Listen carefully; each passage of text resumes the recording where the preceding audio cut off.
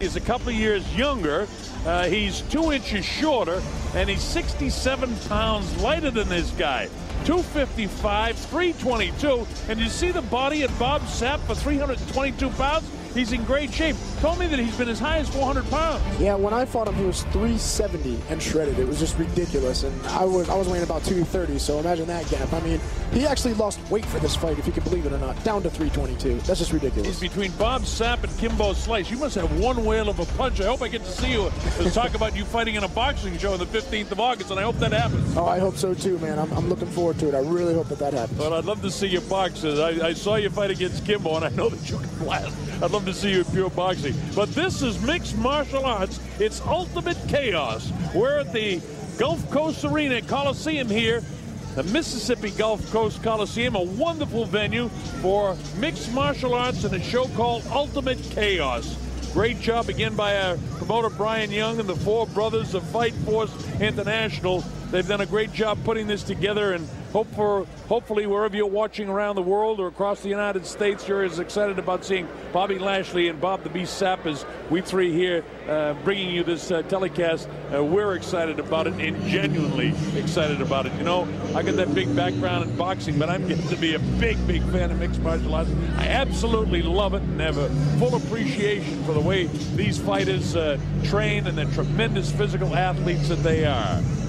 And all we're waiting for now is Bobby Lashley to make an appearance and make his way in here. We saw him outpoint Jason Guida in March. Jason actually having a pretty good chokehold at guillotine, and he was able to slip that. Yeah, he was able to defend that. That's from training with all the submission guys he does, the American Top team out there and everything like that, defending those submissions. So it was sunk on tight, and he escaped it, man. So I don't think he has to worry about that with Sapp defending submissions right now. He just has to worry about the initial bull rush. Because Bobby was a 1999 graduate of Missouri Valley College, 4-time All-American wrestler, U.S. Army veteran. In fact, in 2002, he won the silver medal World Military Wrestling Championship.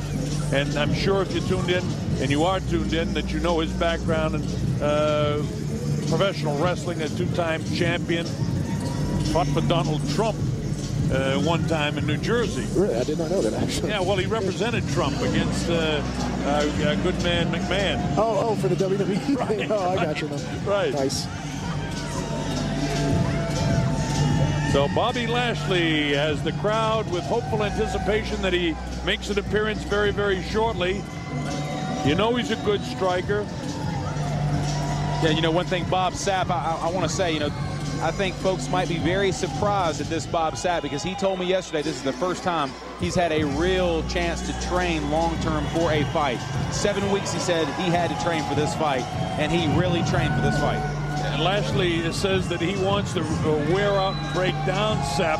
That might be a mistake. I think Bobby should just go ahead and let it fly and hope that he hits him before Sapp catches him. Oh, I don't think Lashley's going to back off. I think Lashley's going to answer just back. I mean, there's no way he's just going to sit and cover up like Bob just goes ballistic on him. He's definitely going to come out there and try to bum rush Sapp right back. I think that's what he's going to do. Well, he described it as 2 freight trains, and that's going to make for some real excitement. And I want to make sure that we get everything explained before they start, because I want to watch it right from the opening bell and see these guys go at it. There he is, Bobby Lashley. Also had an interesting thing to say yesterday, that he's been working on his wrestling as well. He knows he's got to improve in his striking and the boxing part of it, but he doesn't want to do that by giving up his wrestling skills. Yeah, I mean, that's what's bread and butter is his wrestling, and he'll need his wrestling in this fight. I mean, obviously, you know, he comes out and he says, hey, I want to knock him out, I'm looking to strike with him, but at the end of the day, he wants to get out of here with a win, and the best way for him to do that is to put Bob Sapp down on his back. So get back to your bread and butter, do what you know best, go back to your wrestling roots. And, you know, he's got a great team he trains with. American Top team. You saw Conan Silveira there as one of his coaches. So he's well prepared anywhere the fight goes. He started learning his boxing from the former Olympian Howard Davis at American Top team, and then he's been working with Mike Robles and continuing to develop his boxing skills. But Bobby Lashley is taking MMA real serious, but he doesn't want to give up on his wrestling, because he probably will come back as a professional wrestler at some stage again. He's only 32 years of age, and you can tell by the appearance of that body. Look at it, folks. I mean, this guy is in magnificent physical condition. What a specimen. It's made for TV. It's made to be out there, be an athlete. He's a natural athlete, genetically, and not just genetically, but he works for it too. But that's just a genetically gifted body right there, man. That's just ridiculous. And since we saw him against Jason Guidia, he had a fight on May 15th where he beat Mike Cook in a first-round guillotine chokehold, an MFC 21 hard knock. So he continues to develop. Very, very nice fella. Saw him with his family today, having a little bit of lunch. A cool customer coming to the ring. Yeah, definitely a super nice guy out of the ring, man. In the ring, though, different story. It's all business in the ring. Yeah, and hey, pivotal fight for Bobby Lashley. Pivotal fight. The guy wants to take MMA very seriously. He wants to be known as an MMA fighter, not a WWE fighter. Well, this is a pivotal fight, because if he loses that fight, if he loses this fight to Bob Sapp, it might derail him just a little bit. So this is an important fight for him, and he knows it. Meanwhile, Bob the Beast Sapp has 10 victories, 3 losses, 1 draw. He has 7 knockouts. He likes the bull rush. He's a huge striker. 6 of his last 7 fights, he stopped his opponents with strikes, basically punches. 11 of his last 12 fights were first-round stoppages. Here he comes in and he comes into the song every single fight. It's ridiculous. He's got a tremendous personality. He's a real showman, an absolute legend in Japan. And Seth, you fought him in Japan and got an idea of just what a legend he is. Yeah, dude, I walked around on the streets. I saw life-size cardboard cutouts of him all over the place. Like, I couldn't go 2 blocks without seeing a cutout of Bob Sapp. It's ridiculous. He endorses every single commercial there, pretty much. Pizzas, some X-rated products that we probably shouldn't list. I asked him, how many products are you endorsing? He said, something around 400. That's 400 crazy. endorsements. Wow. Can you imagine the money this guy's making? Yeah, it's pretty, must be nice. Bob the Beast Sapp, and you have an opportunity to see him. Glad that you can be with us, thanks to the distribution of Doug Jacobs and Integrated Sports. You're watching on pay-per-view across the United States and all around the world. We're thrilled to have you. Yeah, this guy's larger than life all over the world. Like you say, in Japan, they've got cardboard cutouts of him all over the streets. What do you say? He just got an invitation to the White House? Yeah, he said that amongst all kinds of other things. Well, we're set to go. Let's make it official. Let's get the official introductions with our ring announcer, J.D. Lyons. Once again, fight fans, Prize Fight MMA and Fight Force International in association with Treasure Bay Casino is proud to be involved with this, and along with MMAclothing.com, Slamwear, First-Hand Tickets, Buffalo Wild Wings, FullTiltPoker.net, and of course, Integrated Sports and Everlast Worldwide. Fight fans, here we go, the moment we have all been waiting for. Here is our main event of the evening. Let the beatings commence. Introducing first your referee in charge of the action, Houston Dorr. And now, fight fans, introducing the fighter in the blue corner, wearing black, weighing in at 255.5 pounds of muscle. Here is Bobby Lashley.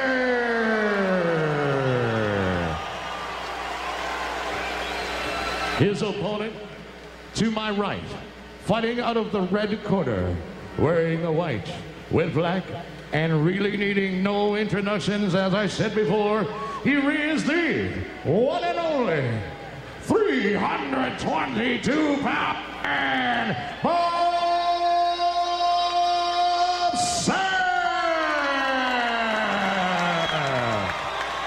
Once again, your referee, Houston Dorr, to give the fighters their final instruction. Okay, gentlemen, y'all know the rules. This is Michael Mann all the time. Just keep it clean. Got any questions? Touch glove, go back to your corner. All right, folks, get your seatbelts on for this one. Here we go. It's Bob Sapp in the white trunks. In the black trunks is Bobby Lashley. Bruno, are you sure this cage can hold them if they come bowling toward us? We'll be all right. Here we go. It's Sapp coming at Lashley. Lashley shoots, tries to pick him up and down. He gets him down Bob Sapp holds the head in, and here's Lashley going to cracking him with the right hand. Now the left hands come down. How about this? He takes him right down where he doesn't want to be. He's in sort of a half-open guard, but he might just want to be full mounted as the right hands are coming down, cracking onto the head of Bob Sapp.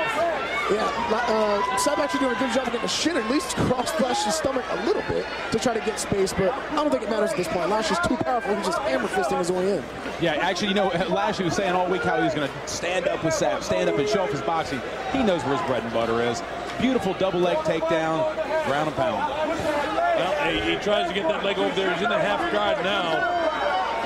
And he doesn't seem to want to pass it because he's got enough room to rain down with his elbows, coming down with the fist. He opens up that guard a little bit, does Bob Sapp, and he's taking some punishment right now. Yeah, Now look at this. Lashley trying to grab that wrist. Is he? No, I thought he was going to try to go for some sort of submission, but no, he's back to pounding again. Yeah, he was grabbing his wrist, I think just trying to move it out of the way to try to rain down some more punches and stuff like that. But Lashley was probably saying that just so Sapp would think that he was going to stay with them and not expecting a shot. And then Lashley goes in for the shot. Well, this isn't exactly where Bob Sapp wants to be, but it's exactly what Lashley said to us that he would try to do, wear him down, break him down, get him tired, and then take advantage of him. Was that Sapp looking for the underhook there? I mean, Sapp in a half guard here, not doing a half bad job on his back. I'm very surprised. Not half bad or half guard. Exactly. Well, the elbow came down that time. He's trying to grab the wrist to stop him from really getting cracked. But as he grabs the left wrist, he gets hit with the right hand, and then the left elbow comes down. Sapp, look, I can't see if he's getting there. He's still in half guard. He's got the half guard. He's rolling that hip, trying to get out there as best he can. Seth, might we see a half guard sweep, or maybe a something like a tuck to a knee bar? Probably not. But if he keeps fighting for that left hand for the underhook, it's what he should be doing, which is good. But I mean, the crowd doesn't understand Lashley's. Doing his game plan. He wants to stay in half guard. He wants to keep ground and pounding. So it's what he's got to do. Yeah, the crowd would be much happier if they got up on their feet and just blasted the daylights out of each other. But that isn't the best way for Lashley to win this fight. Sapp would love it if they get back up. But he's doing a decent job holding him off. He's getting some damage doled out to him, but not the big shot that could end this fight. Right, just wearing him down. I mean, Sapp will get winded just in this position. So maybe that's he's not really trying to pass the guard, although I just noticed that he had the heels kind of hooked around the ankle of Lashley, so Lashley couldn't throw it out. But he's still able to rain down plenty of punishment from this position. Yeah, Sapp is taking a little bit of a beating here. Very deep shot. Very heavy. He's tapping. He just tapped. Did he tap? He did tap. Yeah, he did tap. But the referee didn't see it. Yeah, I think he just tapped. Well, let's see how much more punishment. Now he taps. That's it. He's had enough of Bobby Lashley. He had to tap. He tapped about 30 seconds earlier. And a lot of damage done to the left eye of Bob Sapp. I think he just lost the contact. I think that's what he's talking about. He's fighting with contact lenses, and he's crazy. Yeah. Man, I wear contact lenses, and I wouldn't want to be taking any shots around the eyes or in contact lenses. Well, we expected a little more fireworks from the standing position, but for Bobby Lashley, the progression continues. Here he is taking a huge man down using his wrestling skills and then grounding and pounding him into submission. Yeah, that's pretty much what the game plan should have been anyway, and I think that's what was his game plan the entire time. I don't think he ever had any plans of standing and boxing with him whatsoever. No, that was the mind game. You know, he told everybody who would listen, I'm going to stand and bang with Bob Sapp. I've been working on my hands. We're going to go out there and slug it out. The bell rings, not 2 or 3 seconds in, Bob Sapp is on his butt. Now, let's be clear. As you see the first tap, we'll be able to show you this on the replay, and you pick it up. And here's the tap that the ref did not see. Getting pounded, and it's pretty much clear as day that he's tapping. Yeah, how did he not see that? I don't know. But ref didn't see it, and then Lashley just said, hey, I got to do it again, and did. And there's the real tap. Well, both were real taps, and here there's tap that the ref didn't see that one either. I'm sorry. I think that was the original one. Yeah, from a different angle. It looked like it, yeah. And then the ref pretty much just called it then, so he didn't tap. The ref just stepped in there pretty much, and he tapped as the ref. We're going to see that again because I thought he tapped the second time, and I think the ref stopped it, and as the ref was stopping, he started to tap at the same time. Maybe Either way, he wanted the Nonetheless, fight done. yeah, One it's- half does the other, you know. Okay, here we are. We'll pick it up again. We'll watch it with you folks at home. Lashley waiting on the punches. Bang, real hard shot that time. He's in trouble now. For Yeah, there's sure. a tap. There's a tap. Okay, so Yeah. he did tap before. Kind of tapped the back of his hand there. Yeah.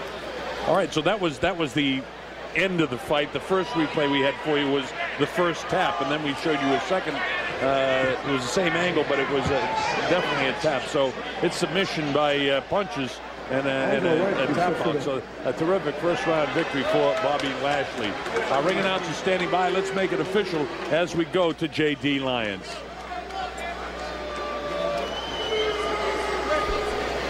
J.D. is getting set now, moving into position, and And I know that you heard everything I said. Every single thing I heard. With them shots, I hit him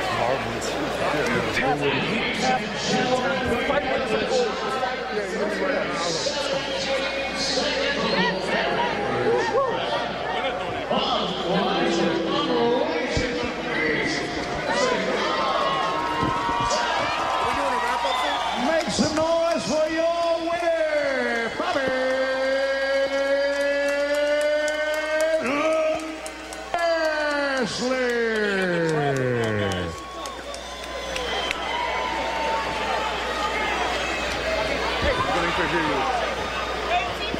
either Bob or Eric, give me the trap.